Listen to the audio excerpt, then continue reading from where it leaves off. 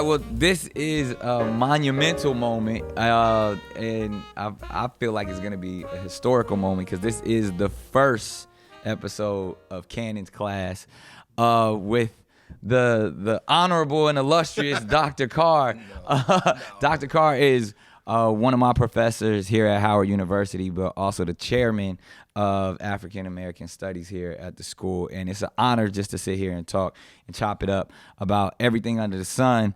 It's my honor. Yeah, you giving so many wisdom tidbits and jewels and gems that I felt like it was important for me to share, just my process and all the education that, I'm receiving here at Howard, but then just even our real talk conversations are just inspiring. So I feel like, every episode on a podcast as well as visually, just to kind of just put a framing question out there, and then we just dig in and just, if we want to go deeper, we'll list the books and titles and all of that type of stuff. But just really just to scratch the surface on some topics. And, I feel like the first one we should just jump into, because this is the first episode of Cannon's class, would really be, why I chose to go back to college, and specifically an HBCU, and then more than that, what is an HBCU and what's the purpose for them? And, you hear the term HBCU a lot when categorized different universities, from Howard to Clark to Johnson C. Smith to Grambling, and these are historic black colleges and universities. And I know personally, I can just come off the top and say one of the reasons why I chose to go back to school when, I didn't have to. A lot of people say, man, what you going to college for? Like, you got all the money in the world, you know what I mean? You achieved somewhat success in society's mind. What's the purpose? And I truly feel that, and I bought every car I ever wanted, bought every piece of jewelry I've ever wanted, but I would say education is true wealth. And it's the true riches, and that's one thing they can't take away from you. And that's the one thing during my career I felt like I was missing something. There was a void, and it was really the education. I felt like I wasn't growing as a man. Yes, sir. Even though I was, accumulating things, I wasn't really enriching and building myself. And through that, not only did I want to, because it's not about the degree or the paperwork, but it's more about learning more, building myself, and while I can learn everything in any book at any university, I wanted to learn more about my people and where I come from. Absolutely. And that's why I chose, HBCU, specifically Howard University, which is the Mecca. Yes, sir. And then, to be able to have discourse and dialogue with brothers like yourself, on a daily basis. Like, it's such a wealth of knowledge within these institutions. And I just really felt like not only did I want to come get it, but I wanted to give it to the people as well. So what is the purpose, or what is an HBCU, and what's the purpose of them in your opinion? Well, let me say this first, brother. It's an honor to be here on the inaugural edition of Cannon's class. And secondly, for everybody who's going to see this, it's important, and I'm honored to be here in a moment when you get to demonstrate the power of the historically black college and university by this. Right. Because this might look easy to somebody looking at this, but let's be very clear. What this brother is doing right now, and what he's been doing, and what we do in this space, it only looks easy until you try it. Right. So, the purpose of historically black college and university is to have these kind of conversations and have them lead to the uplift of all of our people. Right. And one of the things that historically black colleges and universities have done since their beginning is be open spaces for not just black people, but anyone wanting to learn to come in and engage. Right. Now, many of them were set up, of course, for black people. Right. And the reason that white people didn't come here initially to any of the black colleges, well, except Howard, which we could talk about, but because Howard by law was prevented from discriminating since it was founded in 1867. Right. Yeah, because Howard was founded just after the Civil War. The 14th Amendment was passed. You can't discriminate by race. Right. Howard got a federal charter, so it couldn't discriminate by race. Right. So a lot of people don't know that the first students at Howard University included white daughters of the founders. That's right. White. They're like, wait a minute, what? Yeah.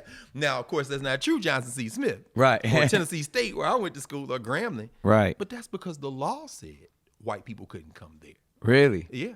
It was illegal for them to come. So people say, why y'all have all black schools? Because you passed the law and said white people couldn't come.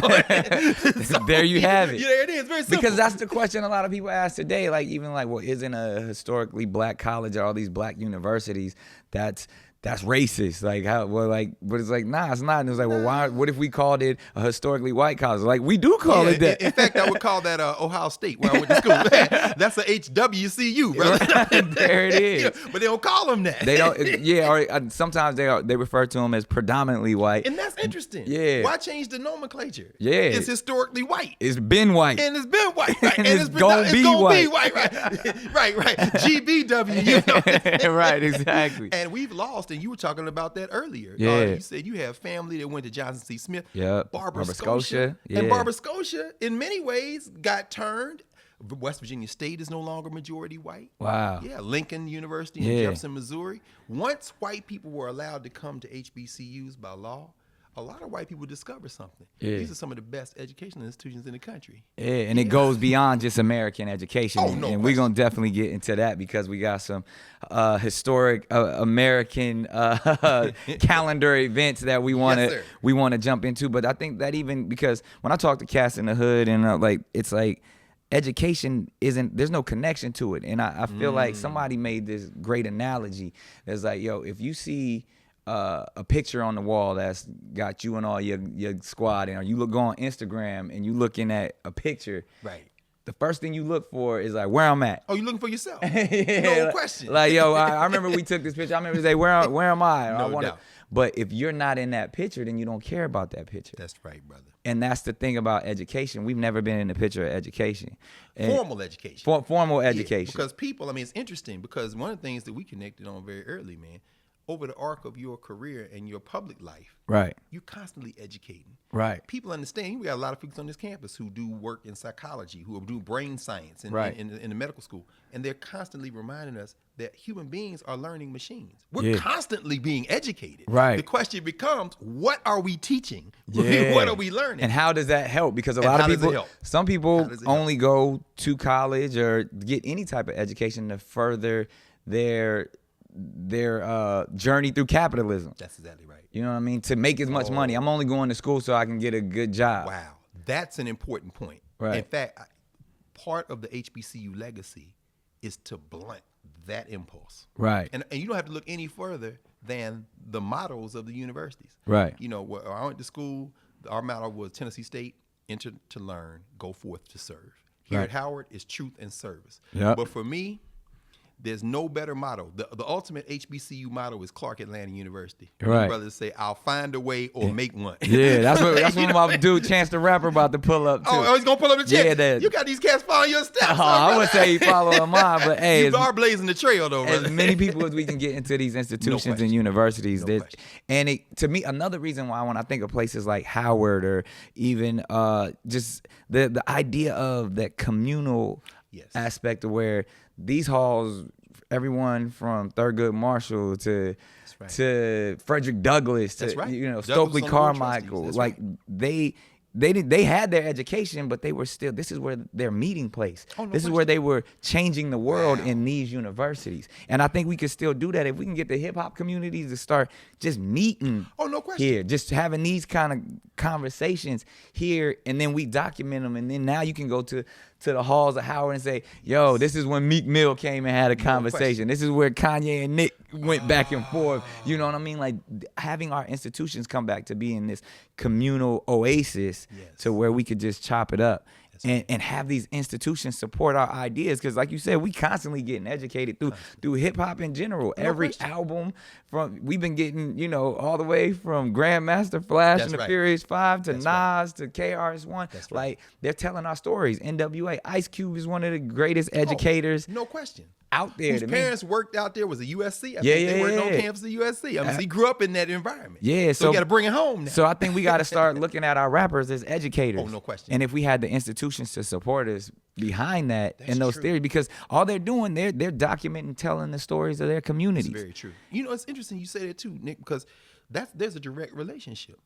I remember in the mid to late 80s when I was an undergrad, you know, a lot of HBCUs were in the middle of the anti-apartheid struggle, and that was during that period they called the golden age of hip hop. Right. Here at Howard, 1988, 1889, they had the first hip hop conferences. So a lot of those heads came here. Right. And when you look at the early videos, I'm thinking about Queen Latifah, Ladies First. I'm thinking about Native Tongues, Jungle Brothers, and them. And you know this history much better than I do. Right. But you see a lot of HBCU paraphernalia. Yeah, that absolutely. They was rocking that. And then we bringing it back. No too. question. So and, this is really natural to come back to this thing. And I think that it's definitely a resurgence of that. And then, like you said, like even yourself, you've been on panels and seminars with some of those golden age rappers. Sure. I heard, I don't know if this is true or not, but I heard that at the Tupac, you were there that day when Pac was going off on everybody Pac, about man, what was that? That clip, I don't forget which was it, Tupac. I forget the name of the documentary, but they got a clip from the Indiana Black Expo. I'll never forget. That was just after Juice came out. Right. And so Tupac, he wasn't even the Pac that we know. Oh, yet. no question. In fact, that was the moment when the turn got made. That's when, in my mind, the thing got beyond Pac. Right. He was surrounded by heads from the 60s, man. Republic of New Africa. There was a lot of elders there around him that day. Right. He had actually come in a couple of days before his appearance on that panel. We were talking about history and culture. That's why he was the last man in. Right. We had the thing so hyped that he had to go off to keep the ball rolling. And he just took it to another level. It a whole no question. So y'all was already kicking it up. We was already rolling. And he's like, okay, let me go on and smash. And it was like, this was great. Yeah. He had come in actually to visit Mike Tyson. Mike was in jail in Indiana, in Marion. You remember he went to jail? He had come in early to see Tyson the day before. Right. He stayed over, did the panel. Right. And the whole thing was about education, brother. Wow. There were probably 2,000 high school and middle school students in that auditorium that day. Wow. I mean that shit, because these white folks see us as thugs. I don't care what y'all think. I don't care if you think you a lawyer, if you a man, if you an African American, if you whatever the fuck you think you are. We thugs and niggas to these motherfuckers. You know? And until we own some shit, I'ma call it like it is. How you gonna be a man and we starving? Go ahead. You know? And you can walk by 5 different houses, ain't a man in either one of them motherfuckers. How we gonna be a man? How we gonna be African Americans? We out here dying. We thugs and we niggas until we set this shit right. Trust me when I tell you that. Wow. It's my first and last time meeting that young brother. And I ain't got to tell you, man, you know, because you carrying that torch. Oh, I appreciate it. You don't know, it's no question. And I tell you why specifically. The charisma, the magnetism to bring people in. Right. But then the substance that once they get in, right, you can put something on them. Yeah. That's what education does. Yeah. You can't fake that. It's either there or it's not. Yeah. And I don't know, looking back at that, and we'll show the clip. Oh, wow. Okay. Yeah, he seemed like he was heated. Oh, no, he was heated. Yeah. Why did, like, he was so upset? Because I know he was referencing, like, he was like, we got to do more as a people and just sit here pontificating to these kids. Like, I'm a thug and I'm in this and I'm in it. Like, what was the conversation that got it so heated? That's a great question. It was, man. So I was there. Another member of this faculty who's here now, Valethia Watkins, who teaches here, does Black Women's Studies. She's there. Another brother, Brian Harris. But Khalid Muhammad was on that panel. Oh, okay. From the nation. Right. So by the time Tupac came, we had talked about Egypt and the greatness of black people and the history. Then Khalid brings in that political, weaponized blackness. Right. So Tupac's thing is, okay, so what is this going to mean?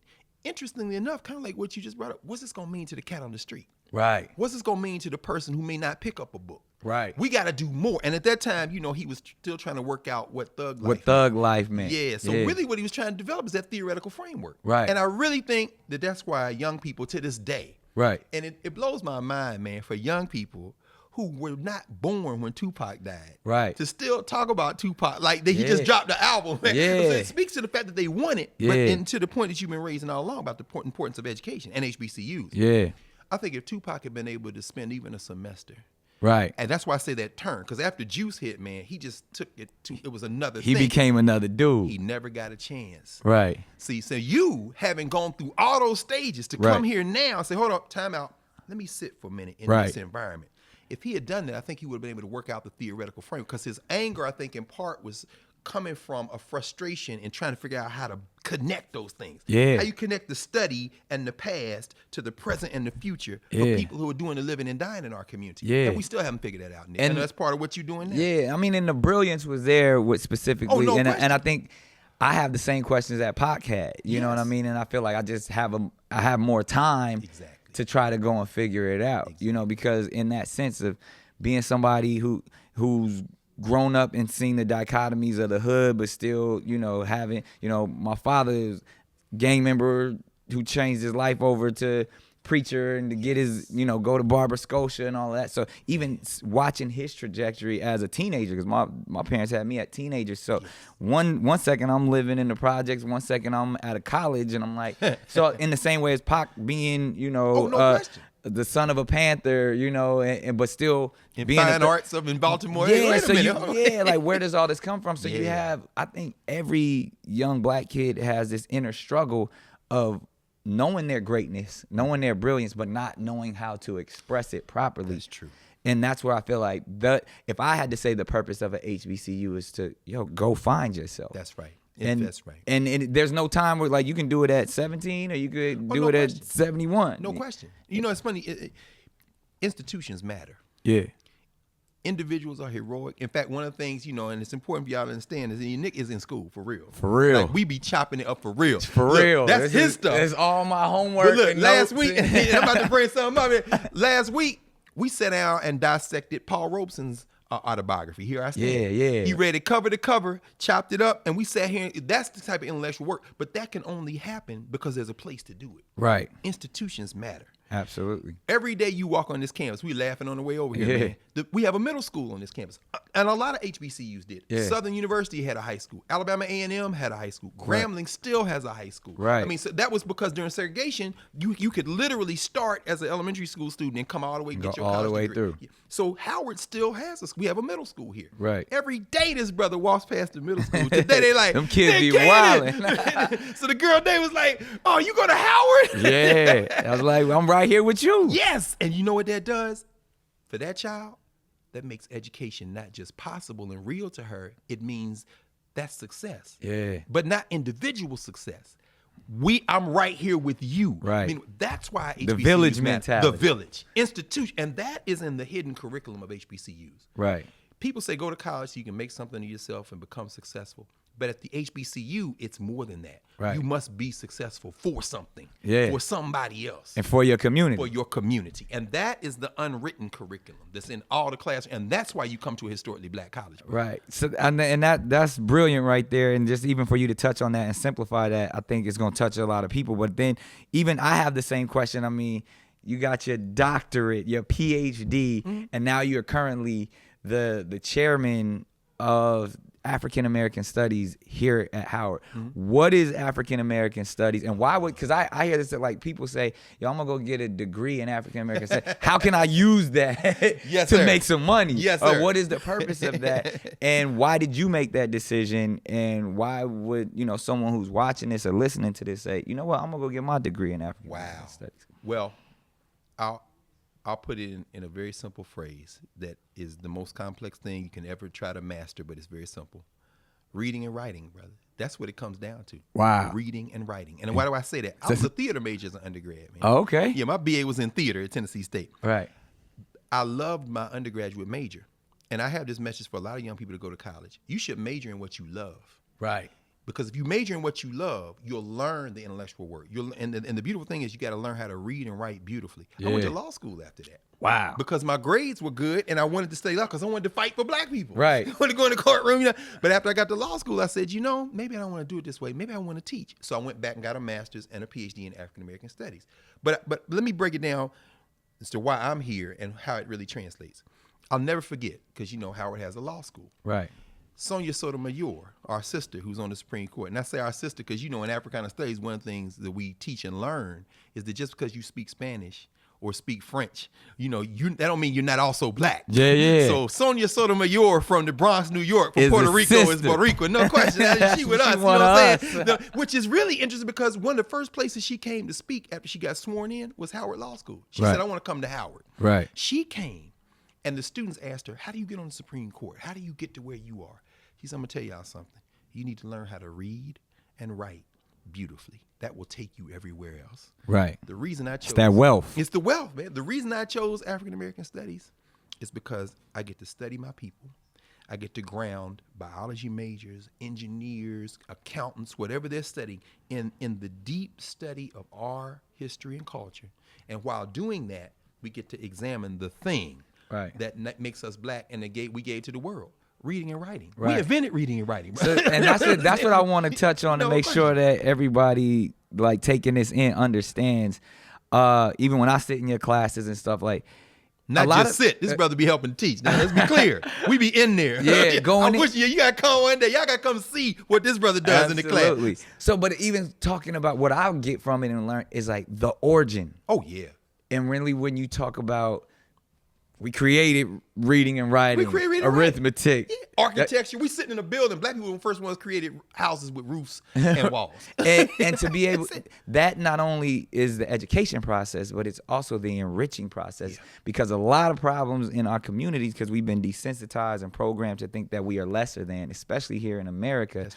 But then when you realize, I'm the reason for reading. So I need to read. I'm the reason for writing. So I need to write. Like even that idea of like when you say black people aren't good at math. No, we created it. We created math. And in fact, what is math except using symbols to try to reduce the natural world to an equation?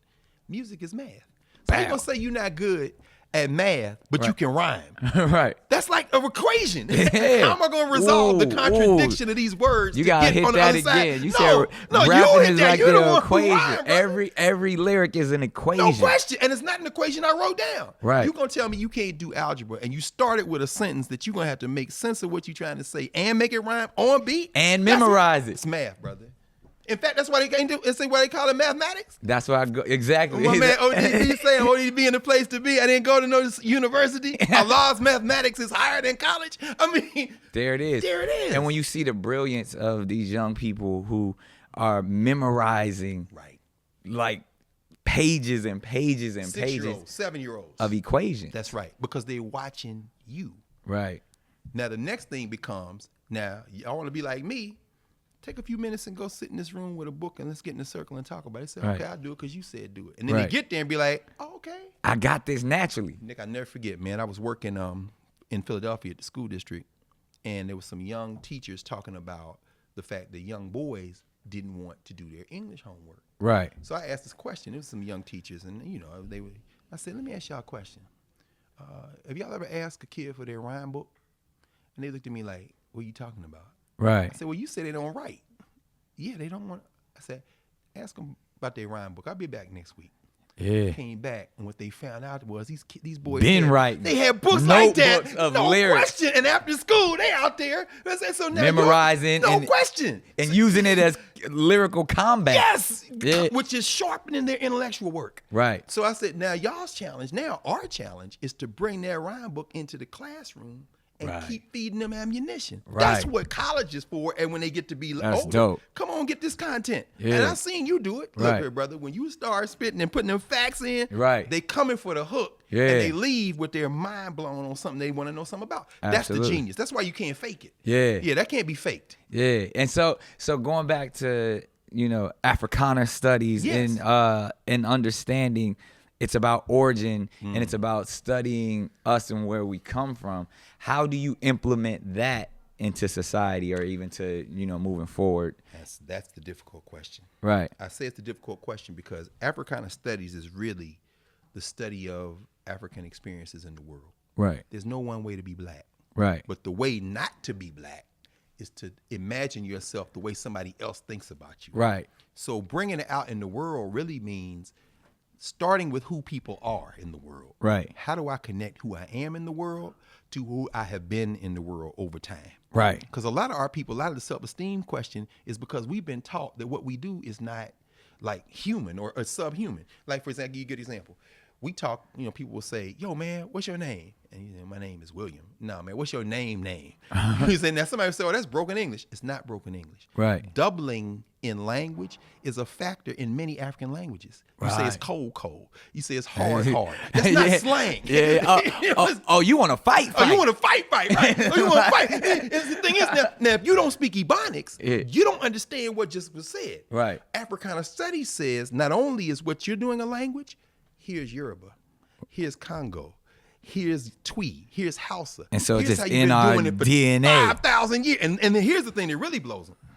Here's the ancient Egyptian hieroglyphs. Here's how you'd have done that in hieroglyphs. Right. What? Yeah. And then once once you've done that, Africana Studies, you know what it reveals? It reveals that every other field of studies in some ways it's white studies. Right. Because if they're not putting us in the conversation, we've been erased. Yeah, so of course if we not in the didn't do picture, nothing. Right. No yeah. question. But once you put us back in, we're not saying the world is all black, but we're saying that black people are in the world. Right. And we are your grandparents. Wow. At one time, there was no other human on the planet but Africans. Right. Every human on the planet who will ever be here is the child of African people. Wow. So once you think about it that way, you ain't coming nowhere. Oh, you can't. What do you my grandson? What are you talking about? Yeah. So to touch on that too, because and I get this all the time in just different conversations, because there's different intellectual conversations and even self-empowering groups that get so locked in on categorizing who they are and where they come from. So you got our brothers, the Hebrew Israelites. We got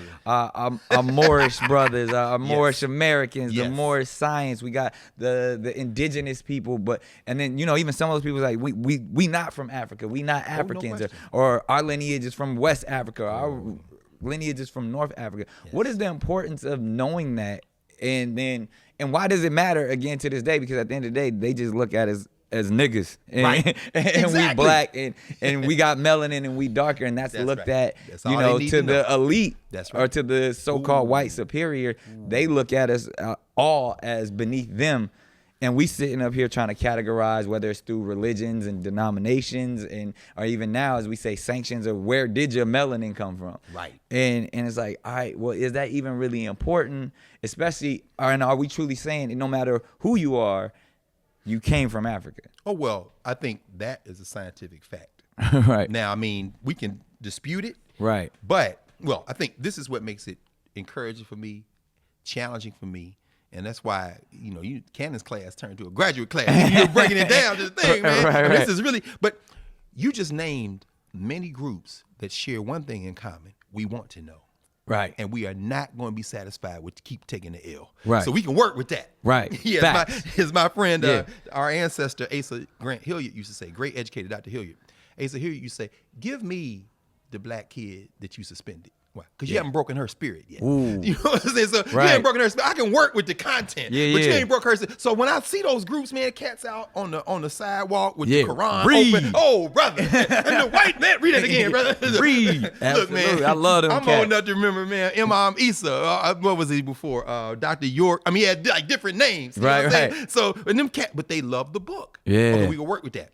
The thing that's missing sometimes is the discipline. That's why you need institutions. In other words, is everybody want to read. Right. Some of the greatest scholars we've ever produced away from Africa have been cats who were locked up. Right. Malcolm X, George Jackson. But the discipline comes in when you're reading with a structure and a purpose.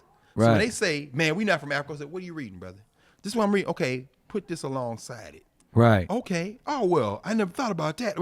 So they're willing, but if you don't have a faculty, if you don't have other students who with you, and you don't have a curriculum, you just reading. Right. So really, you're going to take the shape of whoever puts that first thing in your hand. Right. That's where the battling's coming from, bro. I don't think it's coming from you seeking truth, no and question. whoever is giving you truth, exactly. You just go ahead, and that's what we've been doing throughout history, brother. And now, of course, it's been weaponized because we got technology. Right. So when you drop on Instagram or you put something out there, you have a big enough platform to be heard. But every second we're here, it's a million things come on social media. Right.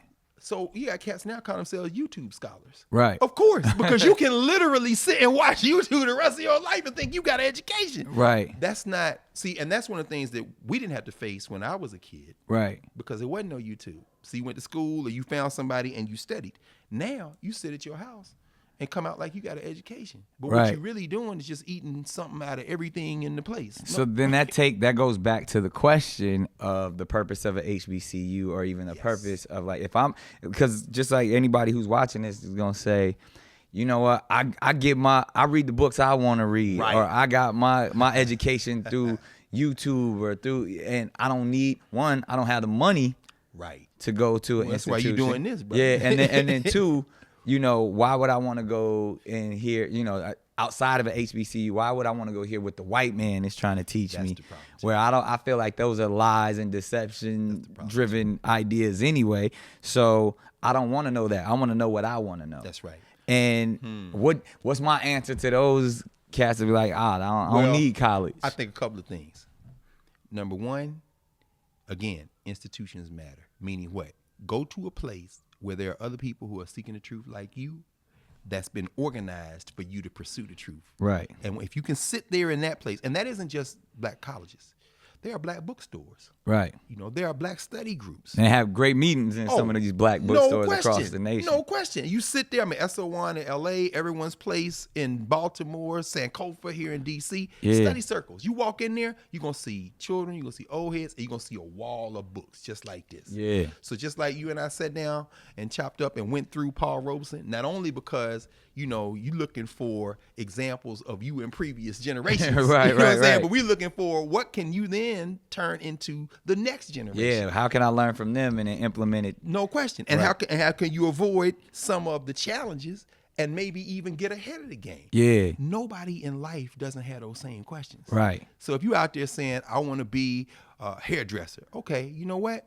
We need your curriculum. We're going to talk about Madam C.J. Walker. C.J. Walker. C.J. Walker said, this thing came to me in a dream. How am I going to make this stuff so it doesn't damage black women's hair? Right. And then by the time she died, she done built an empire. You know what I'm saying? Everybody walking around now. with that. And the thing is, she's not only built it for herself, she got a school in Indianapolis where she's training black women how to go into business for themselves doing this thing. Yeah. So now when you look at that, you 18 years old, you on the hood, you on the block, you doing hair for yourself, you read C.J. Walker, you say, oh, wait a minute, I wasn't even thinking about this. She took it to a whole nother level. No question. Now I was just doing hair. No question. Yeah. So now it's my turn. Yeah. And so those are the things. So in terms of black colleges, though, when you say, why are they important in particular, and, why I say, with a white man's knowledge, white institutions, particularly the elite ones, have resources. Right. And a lot of times they have resources because of us.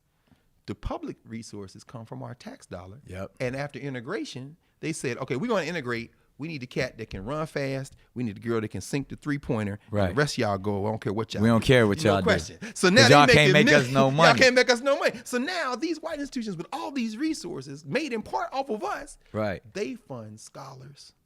They fund resource archives. Right. Now a lot of our stuff is at these places. At these historically white universities. Exactly. So if you want opposed to study, to ours. we just came from class, man. We had a long conversation about Martin Luther King, right? Yeah. His stuff is at Stanford. Yeah. And I'm glad it's preserved. Yeah. But it's not in Morehouse. Right. Where he went to school. Where he went. No question. You know what I'm saying? Now, Morehouse has And there's access. value to that. There's value. And Morehouse was able to put some money together with some private folks and get some of his stuff and get access. Right. But when you don't support our institutions, you can't expect those institutions to have everything. Right. Right. And but here's the other thing. And it goes back to ownership, but we don't even own our own. We don't own our own masters. It's ownership. But we don't own our own masters. Right. Another thing, about 3 weeks ago, we talking about Sam Cooke. Yeah. And you were walking through the history of Sam Cooke. Yeah. Again, y'all understand, man. Y'all seen Nick Cannon. You ain't seen somebody who ain't studied this stuff very, very astutely. I ain't gonna give away nothing. I'm just saying. But Sam Cooke understood that. Berry Gordy understood that. Ray Charles understood that. Michael Jackson understood that. You know what I'm saying? Aretha Real Franklin talk. Yeah. understood that. I need to own.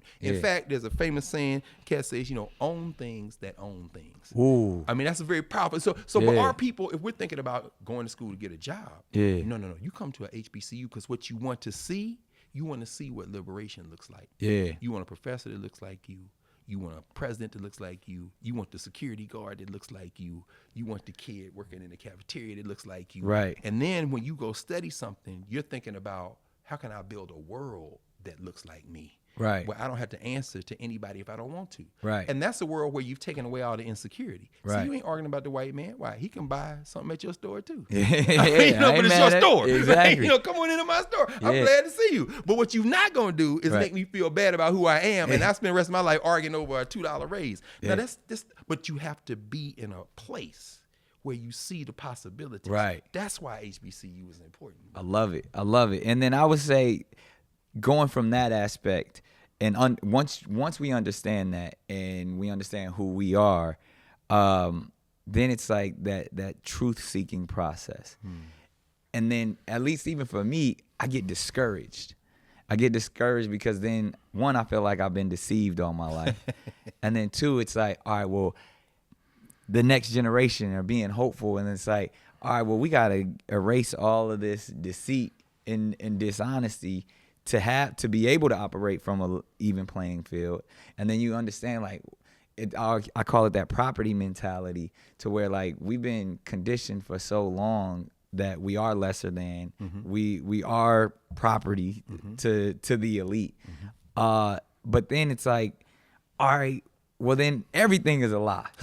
You know what I mean? And where do we really base it? And it goes back to the Garvey mentality of like, yo, we just got to get out of here because like we got to go back, whether it's Africa or wherever you want to go to. It's like, because we're set up to fail in this current society.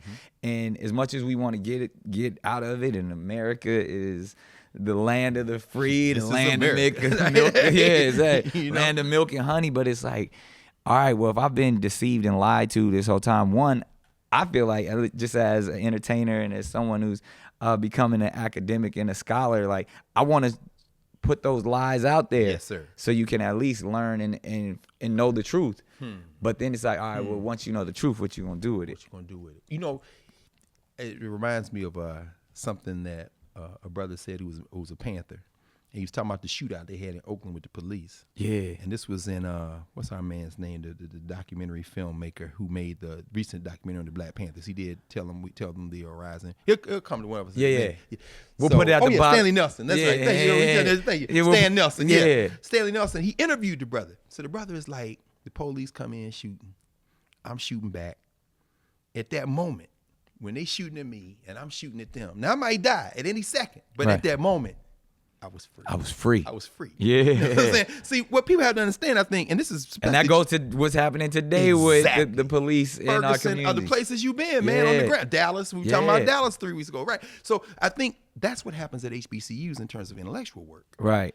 When you're sitting in a room, like I remember, this is a while ago, remember when the students were doing their autobiographical journeys and you shared your autobiography with them. Right, yeah. And they were up reading like their journeys. Right. At that moment, it isn't about the black world of the future. It isn't about the sacrifices of the past. In that moment of sharing and exchange, we are free. Right. See, the point of institutions is don't think about what you got to do at 3 o'clock this evening. Don't think about the job you got to go to. In this 30 minutes we have, in this 50 minutes, in this 90 minutes we have, we're in here with this book and each other, this is the world we want. Wow. And that is the thing that keeps us from being discouraged. Every day, brother, we fail. Yeah. Now, you entertain, you know, man, I think about Thelonious Monk. I think about some of these cats, man. Every time they sit down, right, there's going to be failure. Right. But, you know, but that's the process of growth. No question. Well, Monk say, the only wrong note is if you stop playing. Ooh. So, I mean, the whole thing is we're sitting in there to ask the questions. Are we going to get the answer? I don't know. But at least we asking the question. That's right. Freedom is in the trying, bro. Right. So, I mean, that's why we do it. And so going back to a thing that, you know, as we come up on a national holiday. Indeed. I just want to dig in and find some of this truth because we all go back and forth. Speaking of free, is Christopher Columbus. Oh, yes. It's October 12th. This year is October 8th, which is also the day I was born on. So I'm kind of jealous because it should be Nick Cannon Day. You can take the day off, bro. Don't start something, man. More people take the Cannon Day off than will. Right? Yeah, that's right. But again, like, and you know, I like to kind of be as harsh as possible, but it's like to give somebody like Christopher Columbus a holiday the same way of giving like Hitler a holiday. Oh, of course. You know, like you're gonna have Hitler Day. No question. And people, you know, black folks will probably take it off too. Shit, it's a day off, brother. We take July 4th off. We won't be saluting the flag, but we will get some barbecue. Play some bidwits or some spades. But then to dig a little bit deeper, as I've done the research to just see really Christopher Columbus, first of all, the world, he did not discover that the world was round. People, Aristotle, and even during that time. Well, most of the world knew it was round. The people who didn't know it was round were living in Western Eurasia. Right. We call it Europe, brother. Right. Like, why y'all think the world is flat? The Chinese, the Arabs, everybody know that. And then the idea, really, Christopher Columbus, he believed the world was smaller than it actually was. And it was the small world concept. So he thought he could go and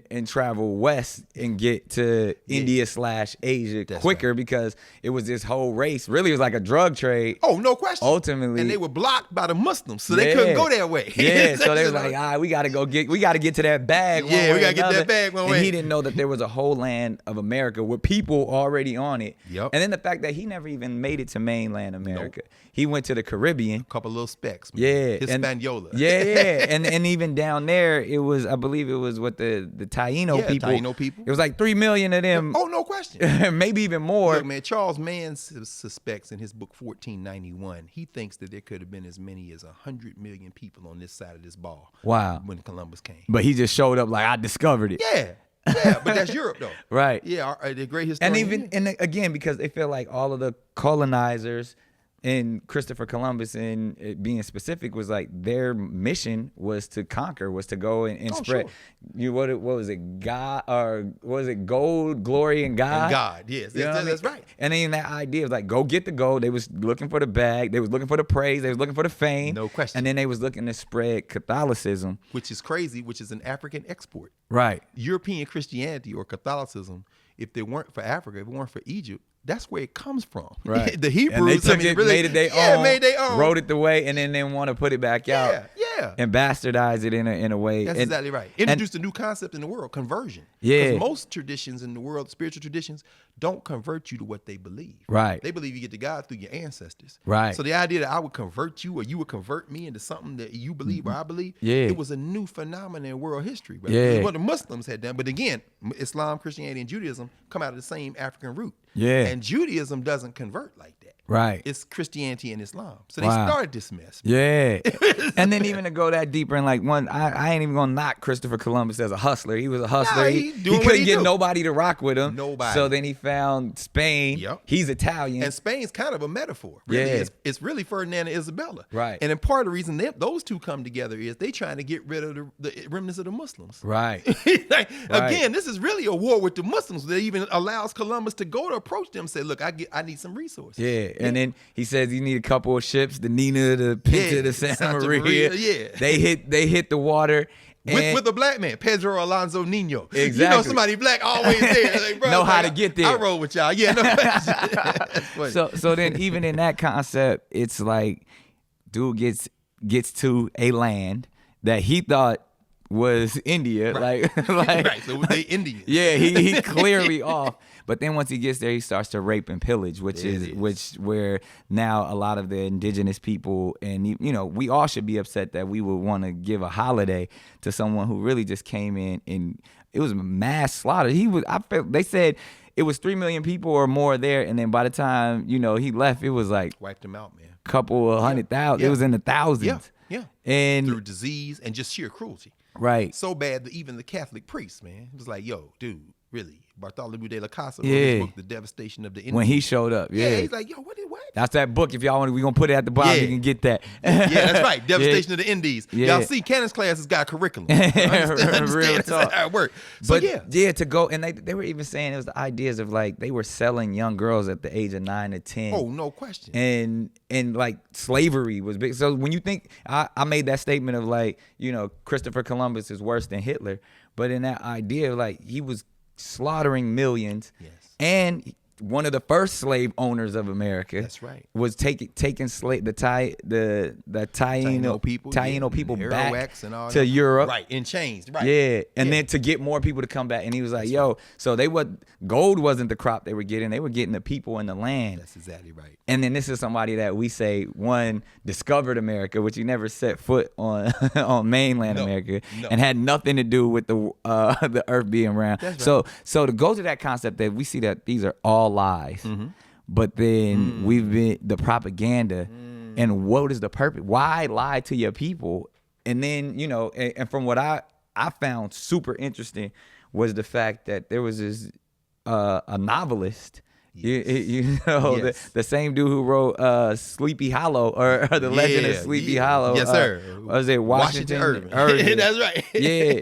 Washington Irving wrote Columbus's biography to kind of be this propaganda years after he had, because they arrested Columbus. He went to jail. Yeah, they took him back in chains at one point. That's right. But then they sensationalized the story and said he discovered America in this biography. They said he discovered that the earth was round and made him a hero. That's right. For the European people, specifically the Italian people. Right. So then now when you have Italians here in America or European people in America, like, we discovered this place. Isn't that This crazy? is our, and it's like, yo. And still using Columbus's anglicized name, which he wouldn't have recognized. Right. It was either Cristoforo Colombo or in Right. Spanish Cristobal Colon. Yeah. But Christopher Columbus, that's English. Y'all done y'all even made the man name up. Yeah, He went- right. he went to Columbus. Who? Wait.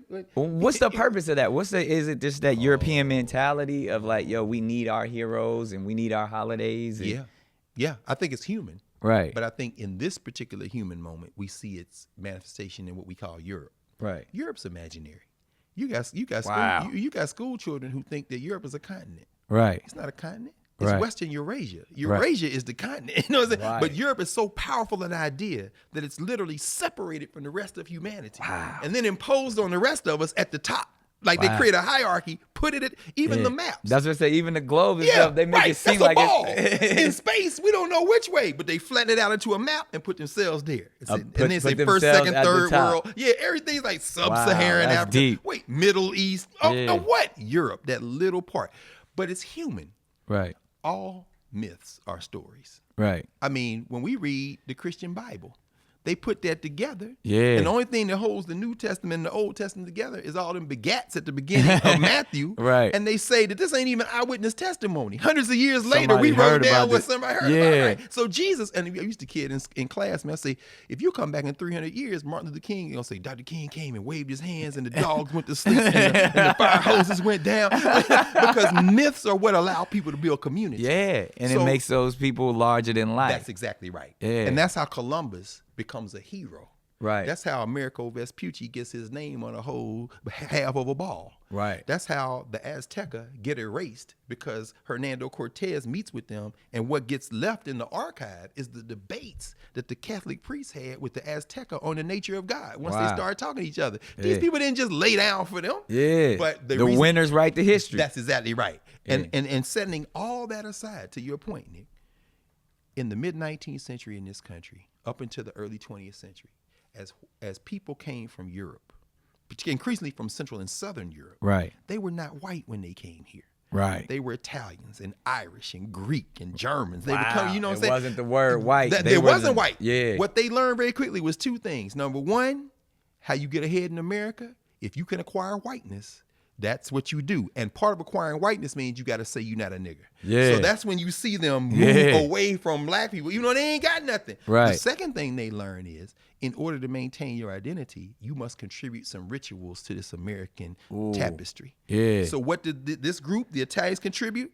Columbus did. We discovered it. Exactly. So they're Yeah. making this thing up. Right. There is no such thing as American culture. Right. What we call America is a constant cultural war between groups trying to avoid last place.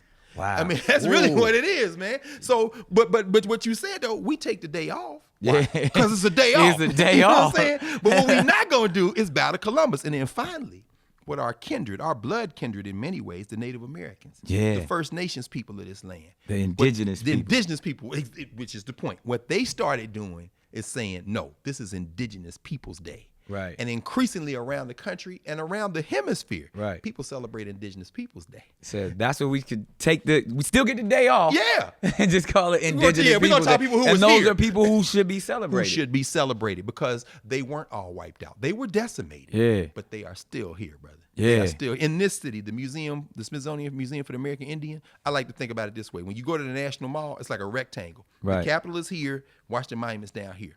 On this side is the Museum of the American Indian. And they don't just cover the Indians in the United States. They cover the Native Americans from all over the hemisphere. Right. And on this side is the Museum of African American History and Culture. Yeah. So what I like to think is whatever evil devilment y'all doing outside, we got y'all covered over Here. here and over here. We got it contained. Checkmate. Checkmate it right there, man. So anytime y'all in town, go see your kindred at the Museum of the American Indian. It's worth the trip, man. To Wow. see that. Nah, that's beautiful, man. And I appreciate you rocking with me for Cannon's class. Nah, brother. I appreciate you rocking with us because what you're doing for black colleges means a lot for the next generation, brother. Oh man, well, hey, we doing it together. We are doing it together. There it is. And like you put out so many gems in this, so we're gonna break it down and make sure that everybody understands, and even the different books that you that we hit on. And I think even in closing, we should talk about, like, if somebody wants to dig a little deeper. Oh, sure. That deeper dive.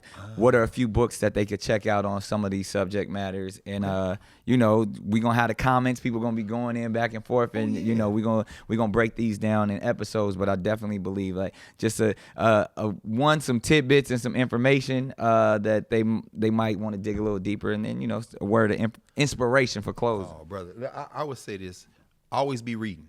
Yeah, always be reading, man, and always find yourself reading and talking to what you've read with other people. Yeah. So, a lot of young cats read the autobiography of Malcolm X. Yeah. That's at the center of his lesson. Yeah, I know you I heard love that, man, one. a lot. No question. We been talking about that. Yeah. I mean, Malcolm says. Now, and the myth about Malcolm has abounded, man, that he learned in prison that reading was important. Malcolm was a top student till the 8th grade, man. Yeah. White supremacy knocked him off sideways, Yeah. but he brought it back by coming back to the light. It was already in him. It was already in him, and it was already being developed. So always be reading. So books, man, there are so many. And cats don't really want to read no more, because you don't really have to, because you got your phones and all of that. Exactly. So the actual physical book is important. The physical book is very important, and you don't have to read a whole book in one setting. Yeah. I mean, for example, I'll give you a good example. Poetry.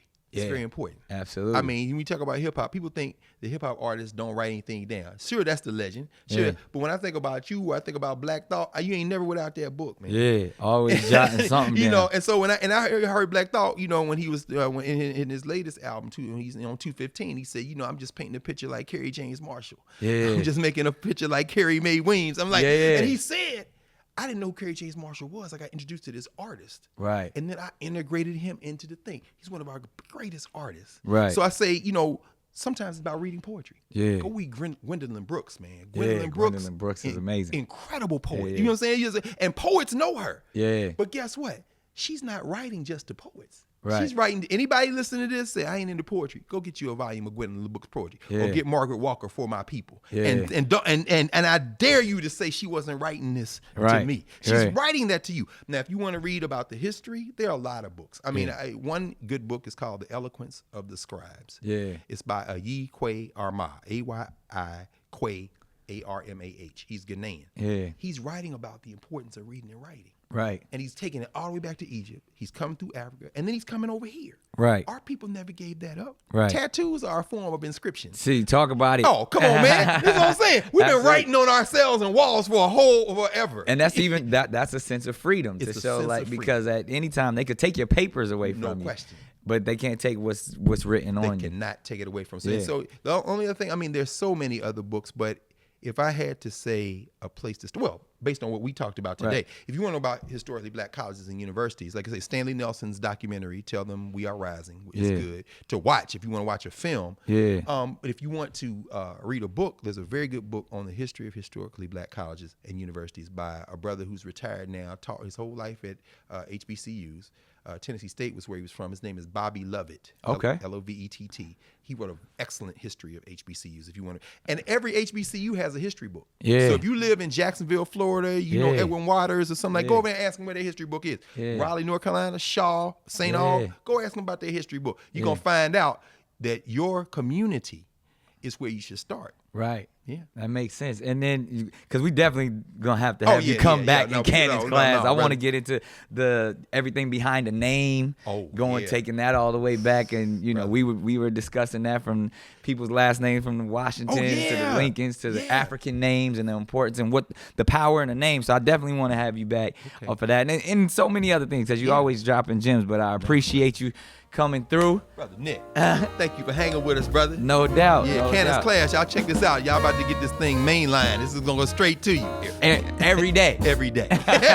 All day, every day. There it is.